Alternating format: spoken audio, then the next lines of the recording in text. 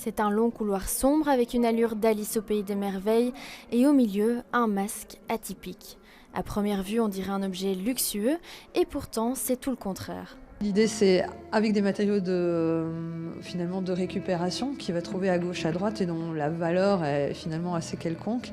Il va quand même réussir à évoquer quelque chose de l'ordre de l'importance du riche, du faste. Et donc c'est ce paradoxe, cette tension en fait qui fait la spécificité de son travail et de sa démarche. Autre endroit, autre ambiance, un paysage sonore et une projection à 360 degrés créée à base de prises de vue réelles. L'auteur de l'œuvre joue avec les images pour les rendre abstraites, mais avec une bonne concentration, on peut tout de même y déceler une danseuse. Certaines œuvres, c'est des œuvres qui existaient déjà, mais mises ensemble, c'est nouveau. Et le couloir dans lequel on est ici, qui a été créé, conceptualisé, créé par Antoine Le Sculpteur, c'est une œuvre qui a été créée spécifiquement pour le lieu.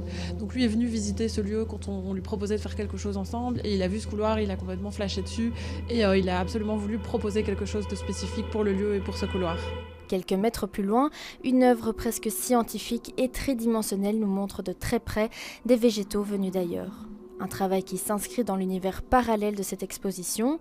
Avec des œuvres d'art numériques jamais exposées en Belgique, le spectateur vit l'expérience artistique autrement.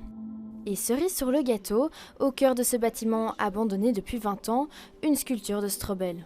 De quoi attirer l'œil des prochains visiteurs de l'exposition. D'ici quelques temps, ce lieu spectaculaire deviendra le siège de la police Bruxelles XL.